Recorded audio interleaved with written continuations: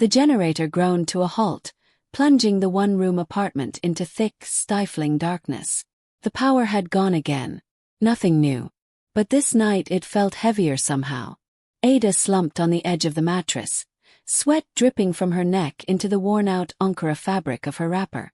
She was tired, not just from the unbearable Lagos heat or the long hours hawking recharge cards on the roadside, but from life itself. Her husband, Chuka, stood by the window, chain-smoking. The rent was due tomorrow, and the landlord had not only reminded them 3 times this week, but had also issued a thinly veiled threat.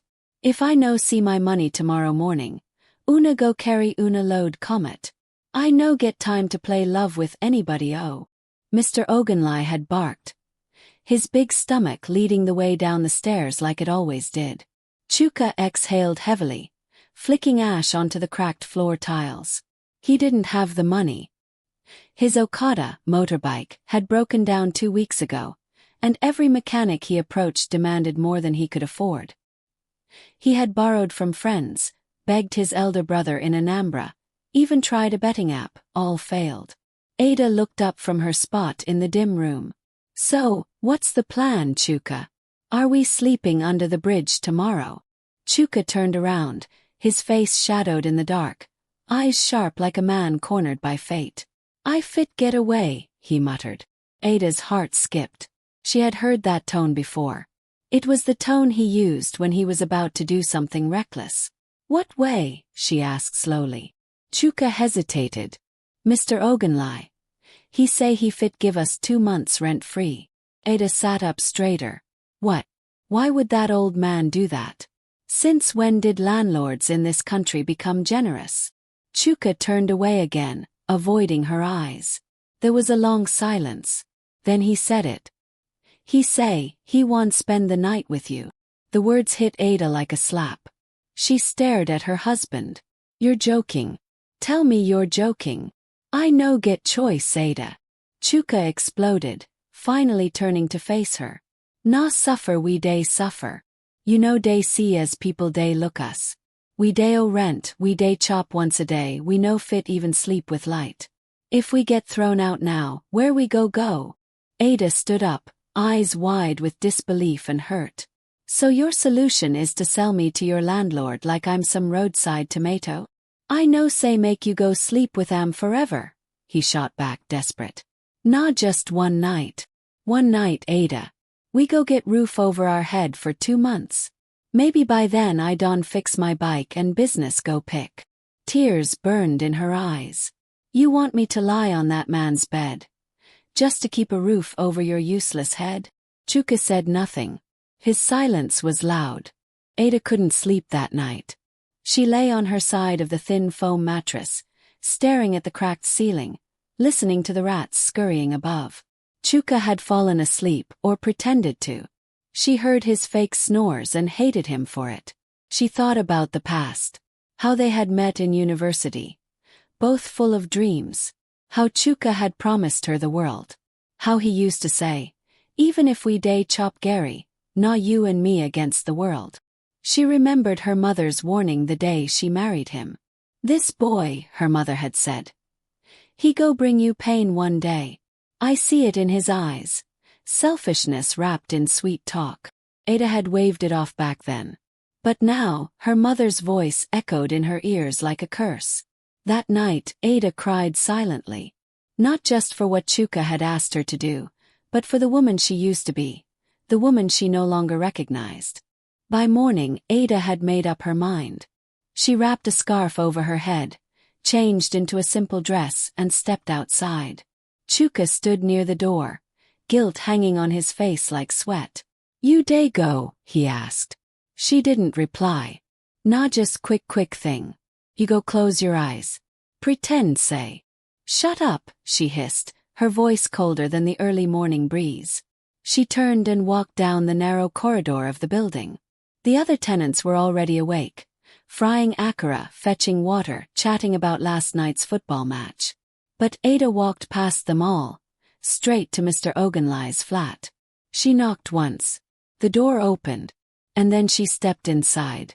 It was almost 2 hours before she came back. Her face was blank. She didn't cry. She didn't scream.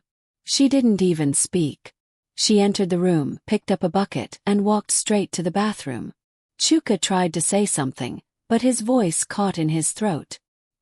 He sat on the mattress, eyes on the floor, chewing his lip raw. When Ada came back, she sat down slowly, picked up her Bible from the shelf, and opened it.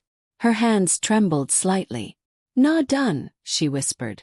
Chuka looked at her, guilt growing like a tumor in his chest.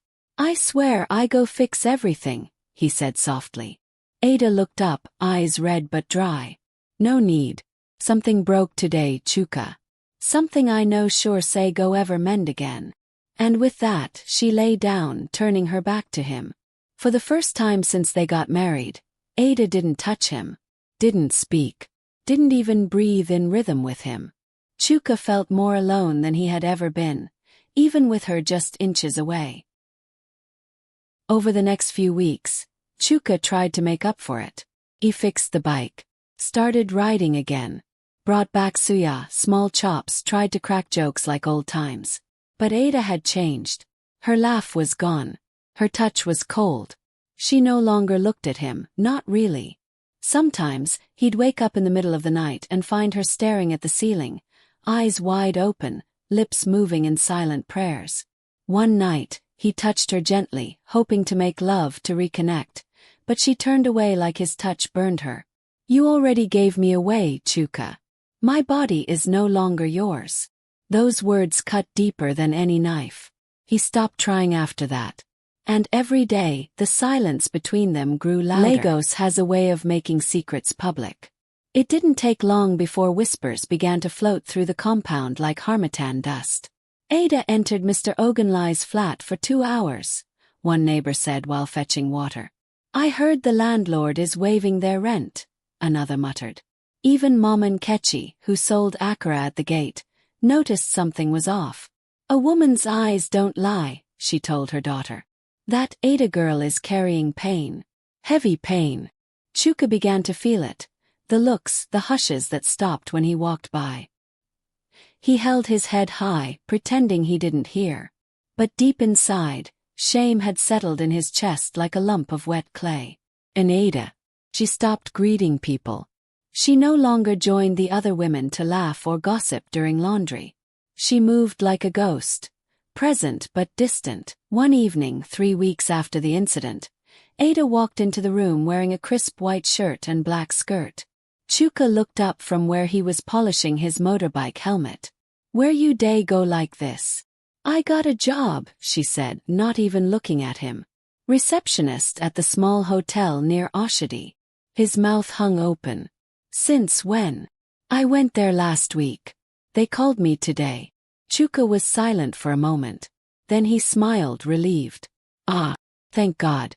We day finally rise." Ada picked her bag. "You can rise if you want, Chuka. But I'm not rising with you." He blinked. What do you mean?" She turned to face him, eyes steady, voice calm but sharp like a razor. "I'm leaving. I'll stay at the staff quarters the hotel provided. You can keep the room. After all, you earned it." Chuka stood up. "Ada, you day talk nonsense. You wan leave your husband." "My husband left me," she replied. "The day he told me to trade my dignity for rent. But I did it for us." She scoffed. "No, Chuka. You did it for you. 'Cause you were too lazy to get up. Because you preferred to sell your wife than swallow your pride and ask for help." She moved toward the door. He grabbed her arm. "Ada, a beg. Day sorry. Day beg you. I know day sleep well since that day. Be fool. No. But make we start again. I go do better." She looked at his hand on her arm. Then looked at him. "I gave you everything," she said softly. "My trust. My loyalty. My body. And you sold it to a man who doesn't even bathe properly." He let go. Tears filled his eyes. "No mistake. I day regret Ada. Every day." She nodded. "Good. Then you can live with it." And she walked out. 2 weeks after Ada left, Chuka's world began to crumble. His bike got stolen while he was buying fuel. No one saw anything, no one helped. His friends stopped picking his calls. Even Mr. Ogunlai, the same man he sacrificed his wife to please, suddenly turned cold. One day, he found a new tenant moving into the room next door. "What's going on?" Chuka asked the landlord. Ogunlai laughed. "You think say I go let man way no get wife or job stay here long. You be liability. But you promised." "I no promise you anything," he said, waving him off. Chuka was stunned. "After everything?" Ogunlai smirked. "You gave me your wife. Now what else you get left?" "Nothing. That's why even she leave you." The words slapped him harder than any punch. That night, Chuka sat in the dark room, hungry, alone, broken. He looked at Ada's side of the bed, still untouched. He held her old scarf in his hands and sobbed. It finally hit him. He had traded gold for crumbs. Months passed. Ada was thriving at the hotel. She had her own room, was saving up, and had started taking online courses in business administration. One afternoon, as she walked into a supermarket to buy soap, she saw a figure sitting outside. Thin, bearded, in torn slippers. It was Chuka. He looked up as she passed. Their eyes met. He stood up slowly. "Ada." He paused. He walked up to her, eyes hollow. "I just want to say thank you." She looked confused. "For what?" "For reminding me that I had something priceless. And I threw it away." Ada nodded slowly. "Are you okay?" she asked after a pause. He shook his head. "No. But I'm alive. I'm trying. Day by day." She looked at him, not with hate. Not even anger. Just sadness. "I hope one day you forgive yourself," she said. And then she walked away. Chuka never fully recovered. Some say he started working as a cleaner in a bus park. Others say he left Lagos and went back to the village. But Ada arose. Because even in a world that tried to break her, she refused to stay broken. Moral of the story. Trust is like a glass. Once shattered, it may be pieced back together, but the cracks will always show. Never gamble with someone's soul just to cover your own weakness. Because one day you may live to regret it. Deeply, painfully, and forever.